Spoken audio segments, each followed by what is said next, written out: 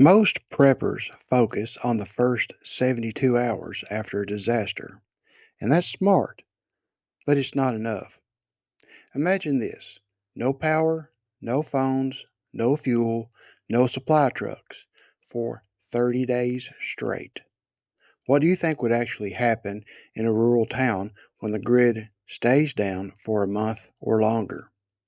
Today, we're going to walk through this scenario week by week so you can prepare not just to survive, but to adapt. Stay tuned.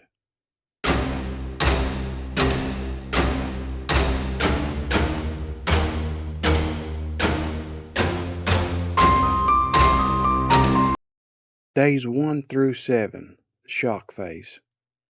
Imagine this: the power goes out, no warning. At first, people assume it'll be back on in a few hours. Maybe a storm hit a substation somewhere. The refrigerators are closed tight, gas stoves start coming out of the garage, people dig out flashlights and battery banks. But by day 2, phone batteries are dead, gas stations can't pump fuel, stores can only take cash, at least until the cash registers crash too. It's summer, and with the air conditioning not working, it's miserable inside. By day 5, reality sets in. This isn't temporary, and in most rural communities, mutual trust kicks in, but so does quiet anxiety. Days 8 through 14, resource collapse. By the second week, everything runs tight. No fuel, no delivery trucks, no trucks equals no new food, meds, or supplies. Generators fall silent, one by one, as gas runs dry. People start rationing food, batteries, even medicine. The summer heat has made people cranky, and tempers can easily flare.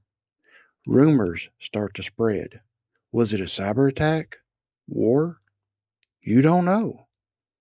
In tight-knit communities, informal bartering begins, but suspicion grows, especially towards newcomers or the folks who seem to be too prepared. Days 15 through 21, the stress peak. Now, we're in uncharted territory. People are running out of essentials. The not knowing what happened to cause the grid to go down is only compounding things.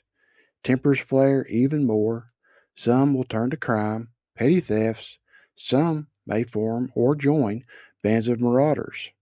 Then, worse. Volunteer security patrols form. Others go fully defensive.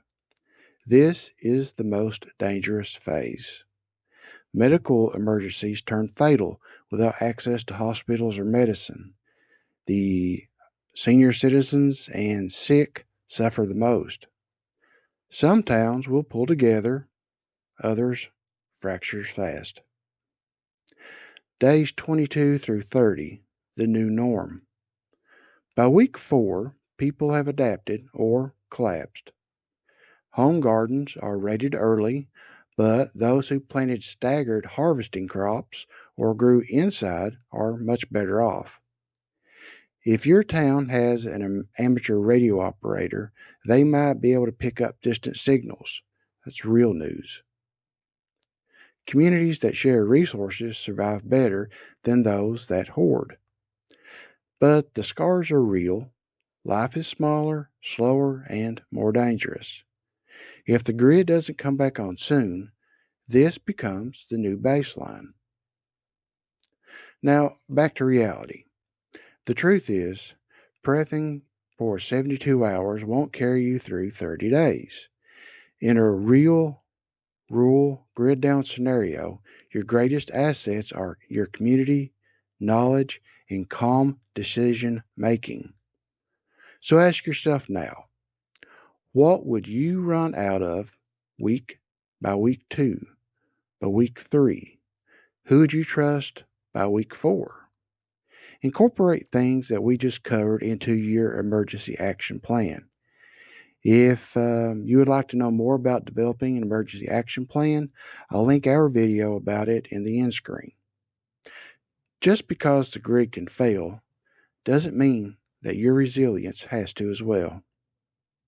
Remember, be prepared, get proper training, and learn new skills. Visit us on the web at www.venerableowl.com. Thank you for watching.